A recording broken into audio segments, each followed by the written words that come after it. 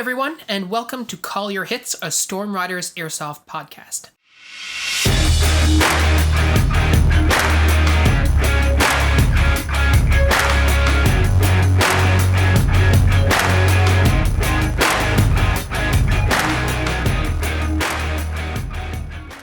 Thanks so much for joining us, everyone. Today we're going to do another episode of This or That with Phil and Pat. So without further ado, let's just jump right in.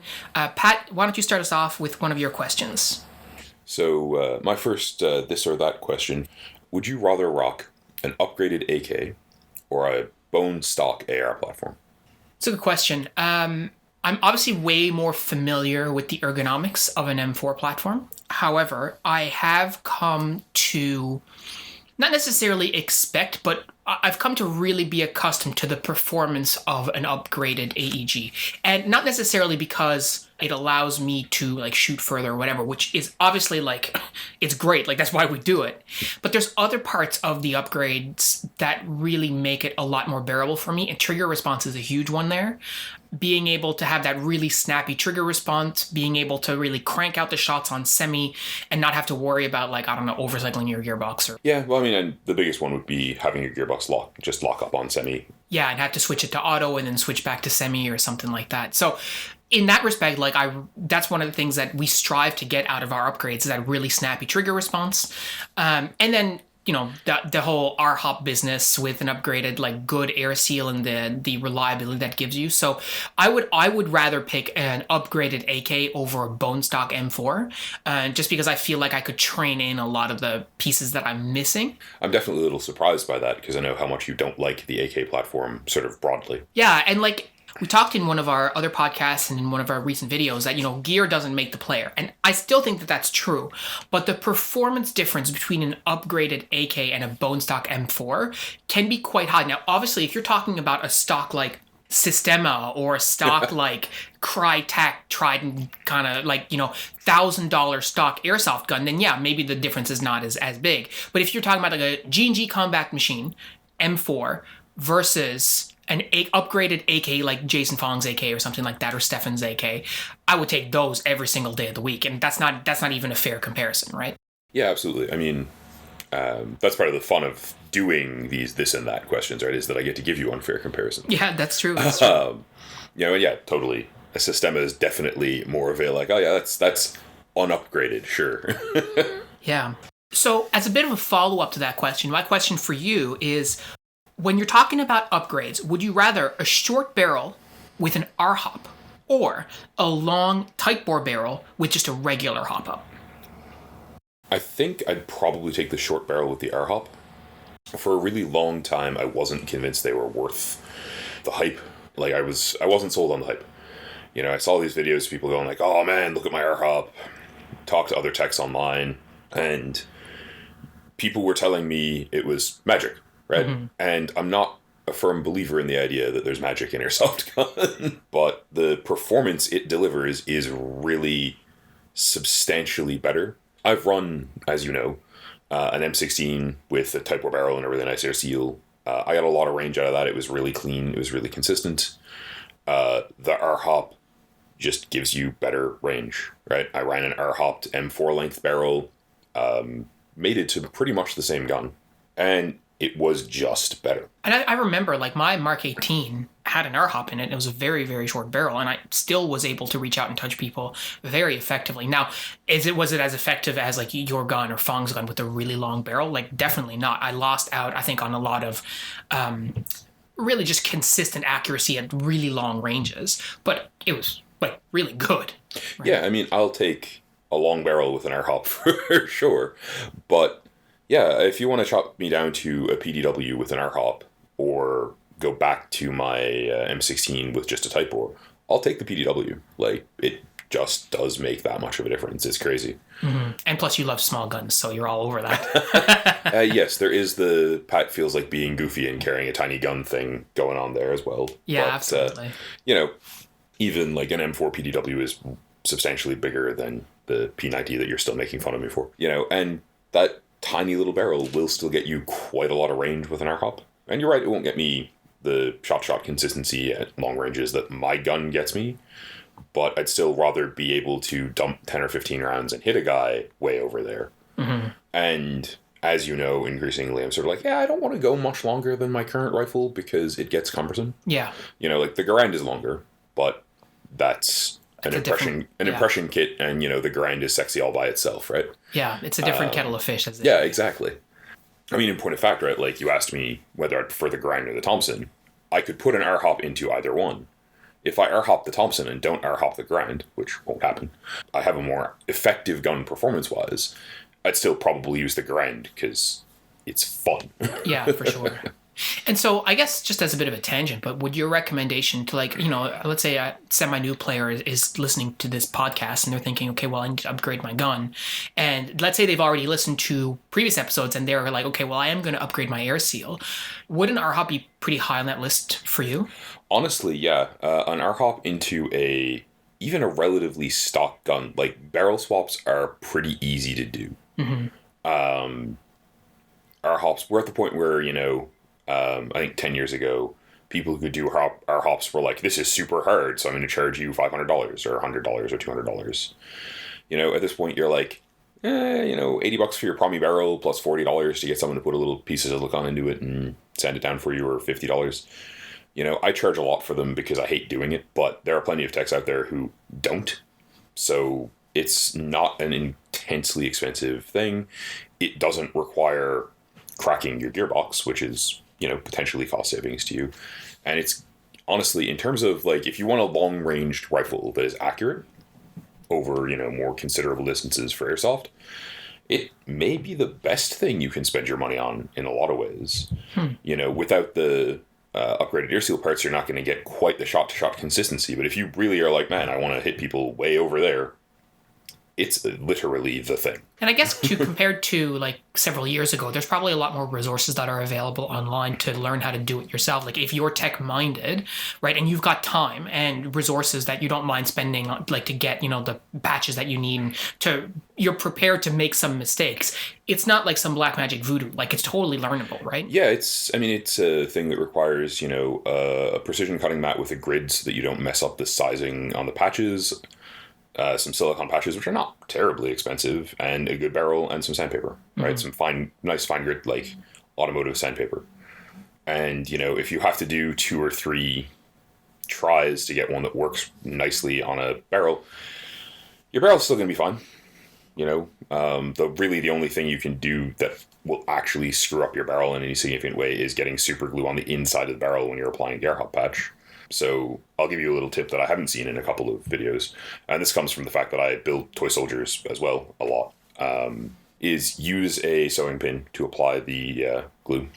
Oh yeah, like a needle? Yeah, just little, like a needle or just a stick pin for sewing. It gives you a really fine applicator that you can put a little bit of super glue on and a little bit of super glue on. And honestly, don't buy little super glue ampules at the drugstore or the supermarket. Find a model gaming store, or like a store that sells Warhammer or other toy soldiers or whatever, or model cars, model planes. Buy some decent super glue from them. It'll cost you an extra $10. You may never use it again. You're trying to put an air hop into an airsoft gun. If you get glue in your barrel, you have to go buy acetone and melt the glue back out and then clean the barrel. It's a huge pain in the ass. Buying good super glue and being careful will save you probably no money, but a great deal of time and frustration. Yeah, fair enough. That's a good tip. Free time is an important thing. All right, so if you had to pick between a chest rig and a plate carrier, which one would you prefer? Yeah, so this is an interesting question because 2020 was the year of the chest rig for me. Previously, I had only ever really used some sort of plate carrier or vest in some way. So my very, very first piece of like load bearing equipment, let's call it, was one of those like M4 vests, right? That had no modular pockets or anything. It was just literally just M4 pockets. And I had that for a couple of years, and I switched to a Cyraz, and I went from the Cyraz to a 1694, and from the 1694 to a JPC. You can see the trend here. It's like big, a little bit smaller, a little bit smaller, a little bit smaller. And then I do want to give a shout out to those non-modular black tactical vests that everyone has worn in Airsoft. Yeah. Because we've all used them. They've all done wicked good service for us as a cheap starting vest. Totally. And I mean, I'm not at all sad that I had it to start. I mean, I used it. It was left over from my paintball days in point of fact. But the point is, so this year, after conversations with Chris, or I should say, so last year, after several conversations with Chris about like gear and setup and like critically evaluating what I was carrying on the field, I was like, okay, well, maybe I should try a chest rig. Now, it's worth noting that I have, for the longest time, at least 12 years, had training plates in all of my vests. I bought training plates for my Cyraz after I had used a friend's real plates, and I really enjoyed having that extra weight just because it gave me like a bigger, like a more stable platform and all this kind of stuff. Well, and they're all designed to have those in them for fitment, right? So like it makes them fit a lot better. So I never really looked back. Now that meant that my plate carrier weighed like 15 pounds, right? As opposed to like if you don't have those plates where it weighs like grams, right? It's very, very light. I did always love, and I'm probably going to miss watching people pick it up. Yeah. But so that this year I was like, you know what? I'm going to really give a chest rig the old college try. So I picked up a Repro D3CR, which is like the Haley Strategic Chinese knockoff model, etc. I mean, hey, it's the real thing is really super nice, and it's not like airsofters don't use a lot of knockoff Chinese Cordura. Totally. And I mean, I didn't even know if I'd like it or not, so I really didn't want to go and spend several $100s on a piece of equipment that I would not know if I would like, and then have to go through the whole pain to try and sell it again if I didn't like it. Absolutely. I mean, I was super certain that I wanted to buy my chest rig before I spent $300 on a real one. Yeah. You know, I have zero regrets. Like that is a piece of kit that I'm not changing out of. Yeah. So, and I think this is a super long lead up to the answer to your question, which is that having used a chest rig all last season, I think it would be very hard now for me to go back to my plate carrier. There's certain things about the plate carrier that I still really like. I like the added protection, right? There have been lots of times this year where I got shot in places where my plate carrier would have protected me in the past. So I go home with a bit of a tender BB hit where normally it would have just bounced off my plate carrier and I would have been fine. And I do miss that. However, not having to tote around an extra 15 pounds of kit on the field makes me a lot faster. Now, I'm not necessarily a slow guy. Like, I mean, I exercise, I'm a runner, like, I've got cardio fitness. Have I ever been held back on the field as a result of my plate carrier? Not really. However, by removing all this extra weight, it's like, oh, suddenly everything is easier. We're playing Dragon Ball now, kids. Take off the weighted vest and your power level goes up. Yeah, and, I really did feel that, especially at the start. I really felt like it's like, wow, I'm not being held back in any way. Now, that being said, my reloads were slower, right? Because it's not a staple platform. And plus, you got to relearn where all the gear is on you. Well, yeah, yes and no. Like, I think I managed to set it up in such a way that it was pretty close, right? But anyways, the point of this is that in retrospect now, I'm like, well, I don't really think I'm going to look back. I'm probably still going to keep my plate carrier because I think it's a cool piece of kit. And, like, quite frankly, I don't really need to sell it. I don't need the money. And you're not in a situation where, like, when I sold mine, I was just like, no, I hate this. I'm never using it again. Yeah. I mean, we've talked about it before. It was too small. It was super uncomfortable. You could wake up one day, look at your gear before going to an airsoft game and go, I think I'm going to use the plate carrier because I really don't want to get shot in the nips today. Yeah, totally. Or it's like, well, I know I'm going to be doing CQC all day. Like maybe it's village games all day long. And I'm like, okay, well, I think I'm probably going to wear it because that's a lot of close hits all day long. I'm like, maybe I want something, a little bit more protection. I'm like, speaking as someone who traded off of it and who generally is like, I don't really care. I've definitely had days where I'm like, oh, I'm getting shot close a lot today. I kind of miss my Cyraz. Like, sure. And I mean, for you have a long range and your playstyle is more, more of a support role, support by fire kind of deal. Whereas I mean, we've talked about this too, like I like being up front. I like closing with the enemy. I like maneuvering and stuff. And that does lend to me getting shot pretty close. Yeah, absolutely. And having that plate carrier was extra protection. But I would find it hard to go back to using that exclusively. But this is, I think, a good example of situations where you don't necessarily need to have only one kit. You should think about what equipment is best for the particular games, or, if you're going to a Milsim, like what particular mission you're going on, and what do you need to be carrying, right? And it's the same thing in the military. Like they have plate carriers and they have chest rigs. And depending on the mission, they don't necessarily wear body armor, depending on what they're trying to do, like if it's recce, etc. And the same thing applies in airsoft. Now, of course, our lives don't depend on our choice, but at the same time, you're like, well, if I'm just going to be like crawling around and looking and I'm not expected to engage, and if I engage, I'm probably going to be in a bad situation and I'm going to need to leave quickly, and you think your play carrier is going to hamper that, well, then your choice is simple, right? Yeah, well, it's like we talked about the Mark 46 I used to run, and the fact that one of the good and bad things about running it, good for my team, bad for me, was that I was just a fire magnet. Like, I just got lit up an unreal amount because I was carrying the heavier, longer, bigger rifle, right? Yeah, totally. People were like, I don't want him shooting that at me, right? And I got to admit, if I were able to pick from all the vests I've owned when I was going to run that, I'd probably put the Cyraz back on just because it's like, I'm going to get shot a lot today. You know what? The Cyraz, for all its faults, I mean, it had several things going for it. Like, it was very comfortable. Totally. And it had a lot of real estate. Like, there was a lot of place to put Molly on there because it's meant for a real soldier. Not that a JPC, for example, isn't meant for a real soldier. In a lot of ways, the Cyraz carries, a backpack worth of gear very intentionally, right? It's because it's meant for people who are going to be on the line all day, every day, in positions where, like, having 15 mags is important. And honestly, it's the kind of thing where I could slap a couple of box mag pouches on, a couple extra box mags for the LMG. Like, there are ways you can fit yourself out to make best use of kit. Like, it's not just the fact that, hey, I'm going to get shot a lot and having a bunch of critter on my torso to make that less uncomfortable is kind of, like I said, I don't care about getting shot, but that's pleasant. But yeah, it's very much a matter of figuring out what you want to do and making your kit work for you. And if you're at the point where you can afford to have more than one piece of gear, then you can start to think about different ways of, totally, selecting amongst your stuff, right? Yeah. You've gone more of a, like, I have multiple plate carriers. I've gone crazy and bought an M1 Garand and a bunch of World War II gear. Doesn't really provide me the same tactical problem solving, but referencing back to a previous this or that, I've got a Thompson, right? And the Thompson's not my first choice for that kit. But if we're going to spend all day in the village, I'm going to use the Thompson. Yeah, that's right. Because it's nice and short.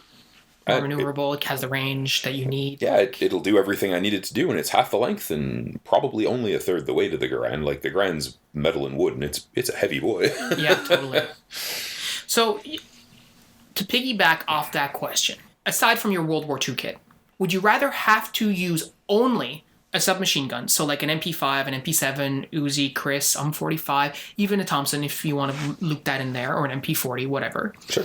Or only be able to use a machine gun, like a SAW or an HMG or an M60. If you had to use only one or the other, which would you pick? I'll take the LMG. Yeah? And I know that's not sort of the answer you necessarily would expect from me, because, like, I'm noted for cuddling the SMGs that all my friends own and drooling over them. And, like, you almost have me back to the SMGs with stuff like the UMP, where it's sort of like it's big enough that it's not foolish for me to be carrying it in terms of ergonomics. It's got a long enough barrel that it'll do a lot of the things I want it to do, barely. But you can tune an LMG in a bunch of ways that I like from the point of view of gun teching. I'm a big dude. I can carry it. I can carry it effectively. I can move around with it. It's not going to slow me down particularly. It's not any longer than what I'm currently rocking. True. Yeah. Right? Like, even if like a full length 249 is basically the same length as what I'm running. So there's not a lot of change there. I do think that the weight of fire, even in non-Milsim games, even where there's no loadout requirement, like we've talked about before, where there's nothing going on that's strictly requiring you to run an LMG to get the suppression effectiveness, people still go, oh god, I don't want that pointed at me. I'm a big dude with a beard. I'm told, kind of scary looking. I find it weird, but other players are like, no, I don't really want to mess with him. It's a stature thing, like, period. Like, someone who doesn't know you, like, anyone who talks to you for more than 5 minutes will realize that you're a super nice guy, very, affable, etc. But someone who's never spoken to you, you're like a 6 foot, like, whatever, like, huge monster with a beard, with a very deep voice, like, that is, especially if someone is, let's say more of an introvert or something, that's extremely intimidating. There's just no way around it, right? Oh, yeah, totally. And I mean, like... And that's not an indictment, that's just a statement of fact. No, I mean, it's factual. And, like, I mean, as we've alluded to before, right, I'm a teacher. I've used that in my professional life, So, like, it does have value. But in terms of our airsoft gameplay, right? So, Pat with an SMG is another guy, pushing frontline door kicking with our team. Yeah. Which is not a skill set I'm as good at as some of the frontline guys or more frontline guys on our team. I'm okay at it. I'm better than, I think, your average airsofter, just because I've practiced it with you guys. But the LMG gives us something different. And, like, it did provide, when I ran the Mark 46, it did provide value. Because if we were playing against 10 guys, 8 of them were shooting at me for the first 30 seconds of the game. Totally. Guaranteed. And, like, does that mean I'm probably going to get taken out in the first 30 seconds of the game? Yep, absolutely. Yeah, or maybe not. And I think strategically it's a great shaping tool, right? Because if they know where you are and you have the machine gun and they're trying to organize something, their concern is always going to be, where's that machine gun? Right? And so, some people say, oh, you can use a, machine gun to, like, cover avenues of vents and all this kind of stuff. In airsoft, you can do that with any airsoft gun. But what you can't do is instill that sense of dread that shapes the enemy to either concentrate their forces in one area so that they take you out, or completely avoid that area to avoid coming under fire by that machine gun. Yeah, and sort of consequently, right, like, Pat kicked down with the machine gun, just wasting the time of 60% of the opposing 10 players is a huge advantage for the other guys on my team. Mm-hmm. And Pat flanking a bunch of dudes who decided they don't want to fight the machine gun with a machine gun is also probably a substantial advantage for my team. Whereas Pat with an SMG doesn't actually get us anywhere. Yeah, but no different than really any M4 or anything like that. Whereas, like you just said, that LMG provides that extra psychological factor and strategic factor that you don't get from just a random gun. And in point of fact, right, like, I've run both. I'd say that honestly, the top of my modern, like, gun buying list, excluding my desire to own one of every sidearm, is a 249. Carew has one. He brings it out for shits and giggles every now and then. Honestly, if you were to go, I'm going to sell that, like, if you posted right now in the group chat going, I'm going to sell that, I'd be like, okay, here's $300. Yeah.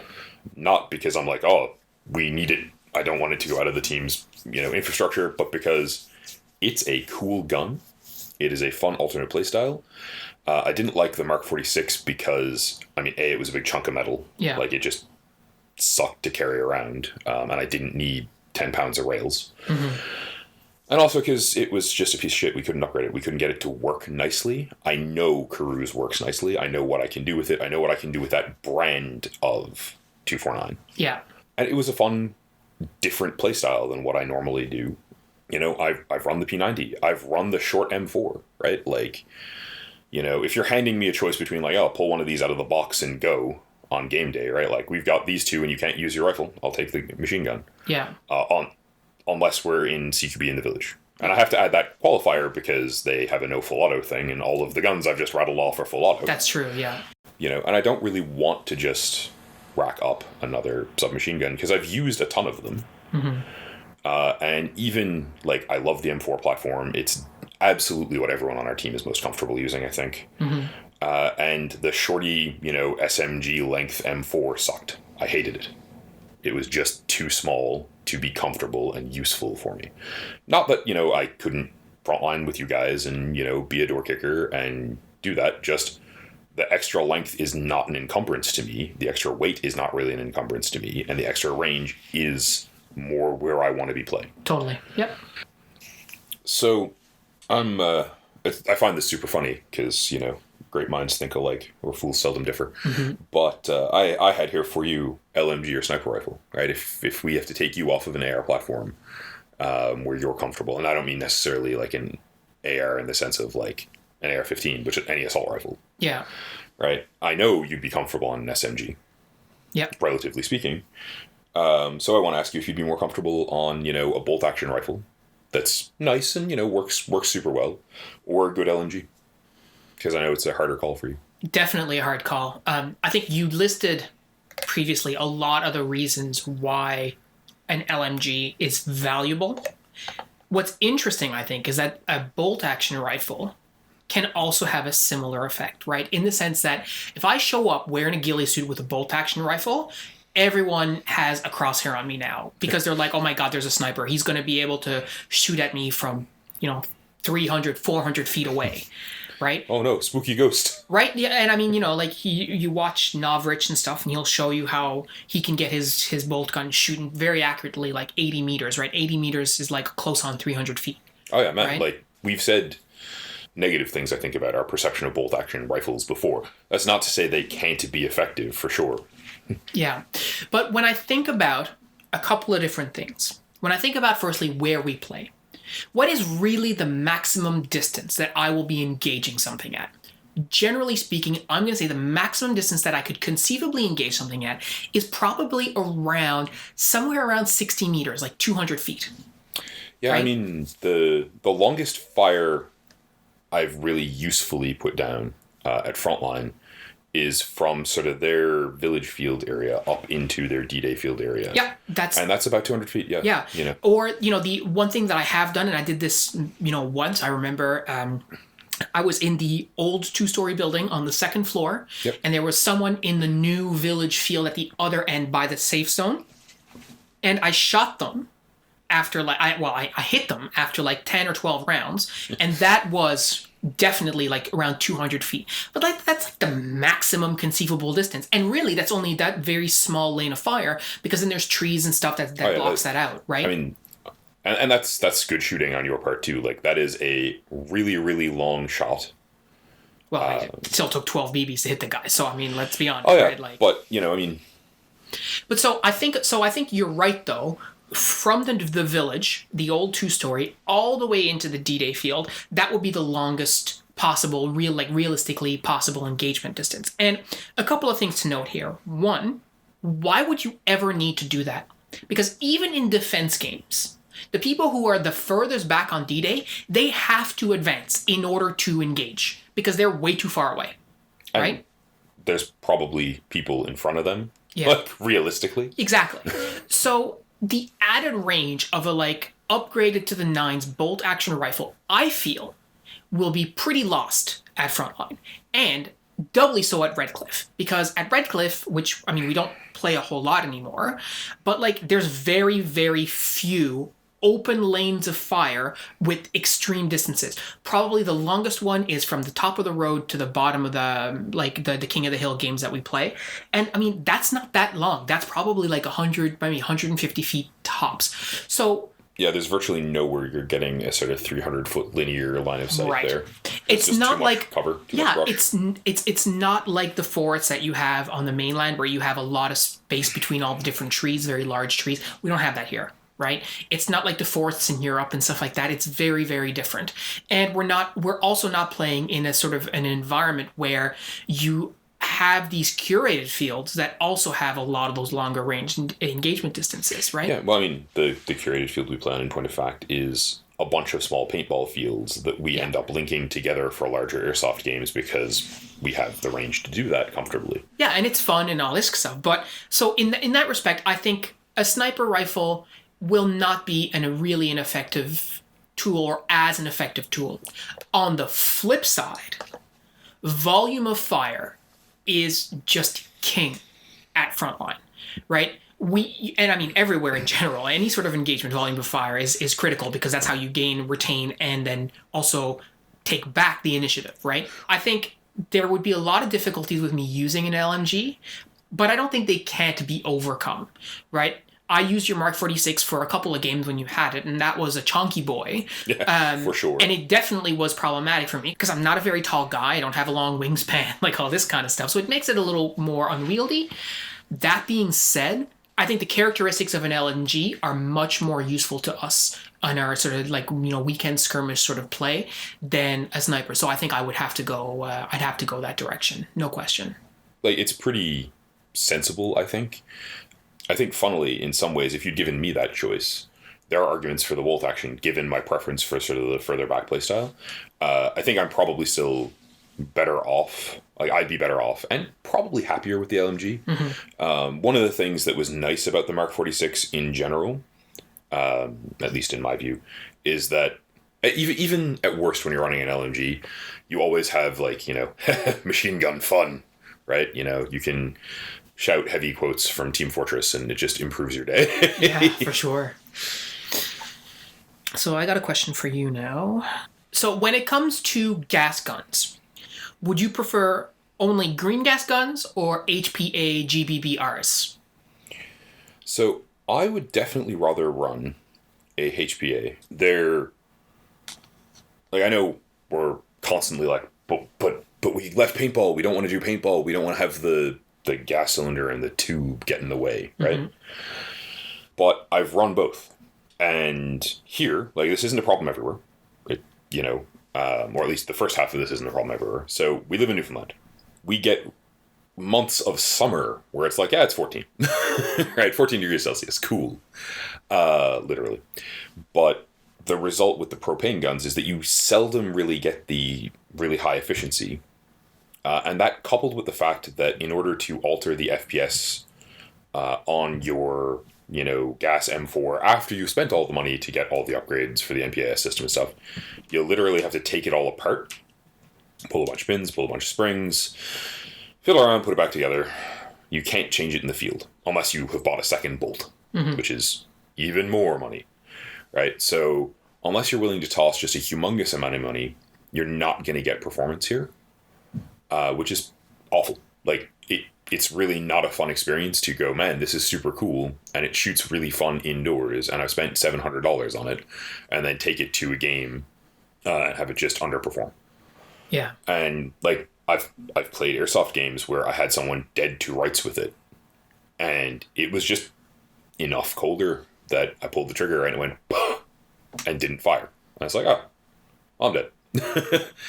Whereas the HPA, I don't know that I'd run one in like the dead of winter. I think you probably can if you have like the skill set with them to tinker around with your pressure and everything. I don't. But yeah, they work. They shoot correctly every time. They shoot where they're supposed to shoot and how they're supposed to shoot every time. You get good rate of fire out of them every time. And I think in a lot of ways, this is actually the biggest part for me. So if you drop an M4 gas mag, then you've just broken $70 if it hits a rock. That's true. And you have to go, like, you can go buy silicone sealant and reseal it and, like, basically put caulking into it to seal it back up. And hopefully that'll work. But it's a humongous pain in the ass. Yeah. Whereas you can feed plastic M4 mags, just like I use right now, or, metal M4 mags with just BBs in them, into a AR running HPA. Which I guess means you also, you can swap with your buddies, which is a big thing that we always do on our team, is make sure that we can all feed each other with mags, because you never know. Yeah, absolutely. Right? And yeah, I think that the HPA platform, like, it's not really where I want to go. I'm not like, oh man, I really want a HPA gun. But if I had to pick, I'll absolutely take the HPA, because yes, there's a hose and it's a bummer, but it does what I want it to every single time I pull the trigger. And that matters way more to me than sort of like the trivial inconvenience of a thing that, as Cal has proven, doesn't get in the way that much, requires not that much adjustment, right? It's really a fashion soft problem more than it is a practical problem in terms of gameplay, right? Mm-hmm. That's true. Just because you can't hide the line, so you always look like you have the HPA gun in it. Oh, it looks a little less realistic. Yeah, well, it works super friggin' well. Yeah, that's right. And, like, we're not going, oh yeah, hardcore mode, crush all the people, be jerks about it, but we play to win. Yep, right? For sure. Absolutely we do. We play with an eye towards doing well on the field. And so both in terms of, like, personal frustration and practicality in terms of trying to win, I'm all in on the HPA. I mean, if we want to reference back to your previous question, right, I also think that they're probably one of the best ways to set up a LMG for airsoft, because that intimidation factor of like, oh, there's an LMG over there, is definitely enhanced by, and oh god, that's a lot of BBs, it's firing really, really quickly. And you can do that with HPA without risking mechanical failure that would potentially be a problem in a mechanically operated, like an air compressor electric gun. Yeah, it's legit. So, we've talked before about the fact that we occupy kind of a happy medium, if you will, in our preferred playstyle between, like, Milsim and, I guess, like, I don't want to call it casual airsoft, but, like, just random pickup games in the field. Yeah. So if you had to pick for a day, would you rather go play like hardcore, you have to post Sentry Duty Milsim, or like 6 hours of Speedsoft? I definitely would do the Milsim, I think. Just because 6 hours of Speedsoft, I don't have any, to be completely, like, fully transparent, I have no problem with Speedsoft.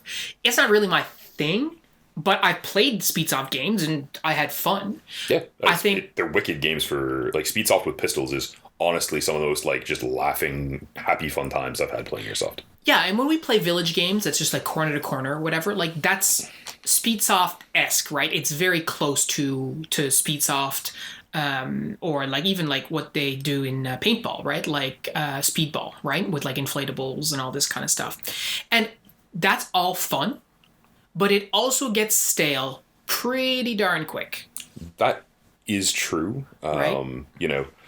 I definitely do reach the point where like after an hour or two of corner to corner, I'm like, maybe we should play something silly even. Like, Yeah, and like you learn a lot and you get a lot of experience, a lot of trigger time in, and it's all good fun. But I feel after having done that for a few hours, I'm like, okay, I'm kind of done. Like, what's next? you're not enough of an adrenaline junkie. Well, and I think there's also just an upper bound, right? Even if you do enjoy the adrenaline, like how much do you just want to do the same thing over and over and over again, right? Whereas I think doing a hardcore Milsim, like you're right, like I might be on sentry duty, I might be doing I might be post on my corner or whatever for like 6 hours and not shoot a single BB. And that may sound boring, but the thing is when you're in it, it's actually very different. I mean, I've organized Milsims and I've organized like mini mission based Milsim stuff where we had all kinds of objectives and we had 2 hours on the field to do a bunch of different stuff. And the enemy was there too, but we never actually saw them. So we spent the whole day just basically moving around the woods, doing a bunch of different stuff with the constant threat of engagement, but never actually engaging. And that was super fun. Even though we never actually shot at anybody. It's just that sort of ambience and just the mindset that you get into is really fun. And I think even if it sounds boring from the outside, and this is one of the reasons why we don't post a lot of our like gameplay footage or whatever, because a lot of it is just not really good entertainment. It's just sitting behind cover, looking, calculating, talking, etc., without like all this action of like cool rushes and stuff. But when you're playing it, it feels a lot of fun, right? Yeah, well, I mean, the tension of trying to move quietly through the woods, wondering when someone's going to open up on you, is definitely a very intense and enjoyable kind of gameplay. Mm-hmm. A milsim like that, or any sort of event, like, yeah, you might think, oh yeah, it's boring, but the other thing too is if you're in doing sentry duty or whatever, like you have a job to do and it's part of a team and it's part of the larger mission, and you may or may not hear the enemy and you might have to do reports and you may take contact or you may not. And if you're really not doing anything, then you're going to communicate with your team, be like, guys, this is not giving us what we need. Like, I want to move. So there's stuff to do, and yeah, maybe there's a chain of command and maybe you need to fill in a report and all this kind of crazy stuff if it's like a really advanced milsim. But all of that is an experience and is a lot of fun, and I don't feel that it would get stale in the same way that 6 hours of Speedsoft would. I know, that's fair. And I mean, in terms of like the really super hardcore milsim events that are out there, I feel like there's an appeal, especially for us, because we're interested in milsim, that isn't there for playing 6 hours of Speedsoft because we've never done it before, right?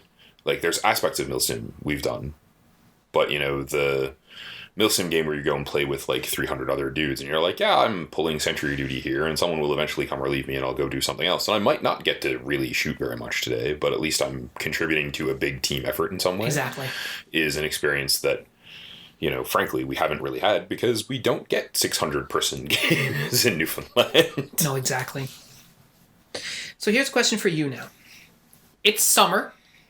You're going to an airsoft game and you forget something at home.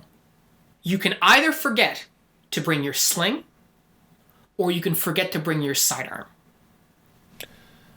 I absolutely will forget my sidearm. Yeah. If I have to choose. I'm more likely to forget my sling in the sense that it like has fallen in behind some pile of gear somewhere or something and I don't notice until I get there. Right. But like if I'm picking which will be more inconvenient for me not to have for a day of play, absolutely you can take the sidearm. Yeah. if we're playing in either location that we play, I usually end up running through my sidearm mags after we're finished playing for the day, just target shooting or like doing, like, hey, it's the last game of the day, let's do sidearms. Yeah. Right, so that we all get some fun out of these. I carry it for closer in stuff. Really, I carry my sidearm because I don't want to be shooting people with my rifle inside of a building. But I had to tune it down to a lighter FPS for Frontline this fall. So in that sense, I'm like, it's pretty okay now, really. But even running it before, where I really wouldn't be willing to shoot people in CQB with it, I've got a grenade. We've talked before about the fact that the grenade is a much more effective tool for room clearing than the sidearm is. Other than that, I don't use it. Right? I love it. It's a super fun piece of kit, but I don't need it. Whereas my sling is useful for shoulder transitions. It's useful for just like comfort of carry. I can hand wrap it to get a more stable firing platform if I'm firing at long ranges, which I often am. It allows me to put the gun on my back without it being inconvenient to climb up or down something. Mm-hmm. It allows me to have my hands free to do stuff during the game, ranging from opening a door so that one of you guys can go through it, to picking up and carrying, an objective that's, a 50-pound crate because the refs are jerks. Yeah, we love the refs. Don't get me wrong. Yeah, no, absolutely. It's an affectionate term. Your job is to mess with us. Carry on. Yeah. But it doesn't mean I love you when I'm picking up your 50-pound crate, mind you. That's right. Some choice words. Choice words. But and in point of fact, I've put a lot of money and a lot of effort into building a nice tuned gun. I don't want to drop it. I don't want to lose it. I don't want it wandering off. I also have spent money on a really good sling because I wanted a sling that was comfortable and that could do all the things I've just rattled through without tangling me up or tying me up. And that allows me to strap the gun really close to my body if I need to strap the gun really close to my body. I think a lot of people, really forget the utility of a sling as a tool. Like I see, especially like running a single point sling, like you see a lot of people get a single point sling and it's sort of perfunctory, right? And they don't think about how is this going to work for me on the field. And I used a single point sling for a very, very long time before switching to the Slingster, which is a 2-point, which is what you run and Chris and just about anyone who has any common sense is going to be running. We love them. Yeah. You've said it before. A Slingster, which is closer to a traditional sling, gives you a lot of utility that you don't get from a single point sling. Now, I remember having a single point and I would basically only use it when I need to transition from my primary to my secondary. That's really the only reason that I had it, right? And ultimately, that's what it's for, right? Yeah, for sure. Like, single point slings are designed for sort of CQB usage, where you've got a primary, and where you might need to hang it for a second. You might need to drop it and hang it in such a way that it's out of your way while you pull your sidearm, or like grab another mission critical piece of gear. And I think most importantly, when your weapon is slung, so to speak, with a single point sling, you actually have no control over it. It's just sort of dangling and doing whatever, right? And so in many cases, you have to clear it out of your way to clear your front, or you have to do a bunch of stuff. Whereas with the 2-point, when you release the weapon, it just sits exactly where it's supposed to. Right? You can flick it to your back, and guess what? It's not going anywhere. Where you don't have that sort of flexibility with a single point. And again, like you mentioned, when you're shooting, if you're trying to get more stability, you can wrap your hand around the sling, like your support hand, which really cinches everything in and gives you a much more stable platform. And in fact, Olympic shooters carry a sling on their rifles, like for example for biathlon, they have a sling so they can put the rifle on their back and do the cross-country thing, but also so that when they're shooting from a standing position, they have more stability. So there's a lot of utility there that I think people sort of lose sight about because they go, oh, I have a rifle, I need a sling, it's a 1-point because it's $40 or whatever, and then off we go. And that's sort of missing the mark, right? Absolutely. And we I know when we got the single points, right, we looked at what people were carrying and we're like, oh man, these are kind of the thing everywhere right now, in 2003, yeah. 2005, whatever, right?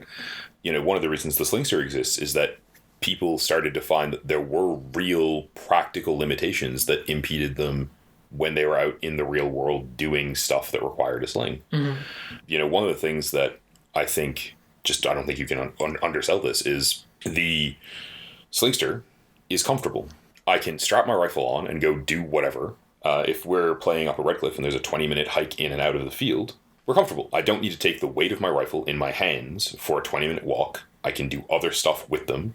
I can, change the music on my phone that I'm listening to on my headphones while I go for a walk in the woods with more comfort than I could with the single point. Absolutely. Also, since I bought the 2-point, I have never dumped my rifle to grab something, sidearm, grenade, whatever, and sacked myself with an M4. Yep, that is totally true as well. And I do not miss that experience. And since I switched to the Slingster, I've never dug my barrel into the ground either while I was taking a knee. The thing is, we just really like the Slingster. Firstly, it's it's a Canadian company, but I think as well, it's just extremely well reviewed. I mean, we're airsofters. Our use for it is just for gaming, but there's a lot of professional shooters out there, including Flannel Daddy, who swears by the Slingster. And that's something that they use for their job, and it's a piece of equipment that they're using in situations that are, potentially life-threatening. So it's got to do what it's supposed to do, right? And in addition to sort of being helpful in those situations, it's weird to think about this, but it's a creature comfort, right? It genuinely improves your quality of life if you're carrying something around all day. But remember, kids, you have to actually train with it because it doesn't just sort of work for you. You need to learn how to work with it to be effective. So yeah, absolutely right. When I got it, it took me a while to train in that muscle memory of zipping it in and out as I pull my gun up. Yeah, same. So that I could get the maximum effectiveness out of it. Yeah. It's also nice because it's a real steel sling. And I do recommend you buy a real steel sling rather than buying a cheapo airsoft reproduction garbage one, because your gun costs you money and dropping it's terrible. All right, so you get to ask me the last question. For our last one for this session of This or That with Phil and Pat, I'm going to ask you kind of a chill one, a funny one, I think. So, would you rather have a sword or a knife at an airsoft game? So the answer to that is I refuse to answer this question because it's stupid. That's fair, but answer it anyway. So I assume you mean like a rubber sword or a rubber knife and not an actual sword or an actual knife. Because if I have to choose between an actual sword and an actual knife, I'm obviously not going to take an actual sword, but I will take an actual knife because an actual knife is useful in a variety of different ways on the airsoft field. It's a great tool to have. I have a multi-tool that has a knife blade on it. I use it all the time. So that part is what I would answer there. Obviously, I'm not digging out the Claymore to go to an airsoft game. I mean, that's fair. And I certainly did mean, a rubber sword or a rubber knife. But I think that we can be nice to you and curve this towards, carrying a multi-tool is extremely useful. Right? Yeah, absolutely. If you don't carry a multi-tool right now, even if you don't carry it on your person, you should have one in your pack. There is a myriad of things that could go wrong at an airsoft game with your gun, where you need to crack open your stock, or you have something that needs to be like a wire piece of tape that needs to be cut. You need a screwdriver to tighten something down. There's a whole bunch of stuff that can happen. And we frequently see people going around the safe zone being like, hey, does anyone have a screwdriver? Does anyone have an Allen key? Does anyone have this? Does anyone have that?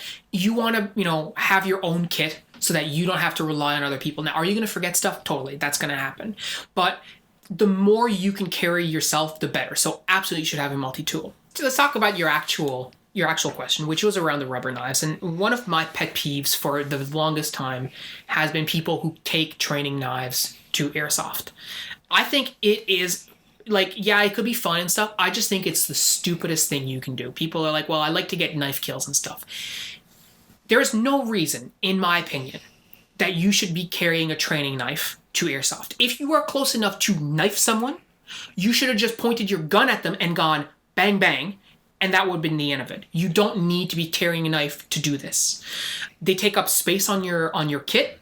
They are generally not super comfortable because you have this piece of plastic pointing in various directions. You can put it in the small of your back and all this kind of stuff and not know. But overall, I would rather not have a piece of kit on me that is not doing anything for me other than it looks cool. Well, and in any circumstance, I own one. I own one too. But in any circumstance where you're actually going to try to use it, essentially the only thing you're ever accomplishing with it is, air quotes, styling on somebody. Yeah, exactly. Which is really not a very sportsmanlike or honorable sort of approach to play. Yeah, fair enough. I would argue. So not only are you carrying a completely useless thing, you're doing things that are detrimental to play and maybe will piss people off. Especially if you throw it at them. Right? And most of us who are using these things are buying like the cold steel polypropylene training knives, right? You're not going to really hurt someone with it unless you like really try to jam it into them. Yeah. But they're pretty useless. Yeah, and especially one of the things that I've constantly seen airsofters do is they put the knife in places where like they see like video game or movie people carry the knife, which is like in the shoulder pad. That's the stupidest thing you can do, because you know what it's going to do? It's going to interfere with you switching shoulders so that you can actually shoot your rifle from there. So yeah, you want to be like Leon in Resident Evil 4 and have the knife that you can just whip out of your shoulder all the time? Like, why?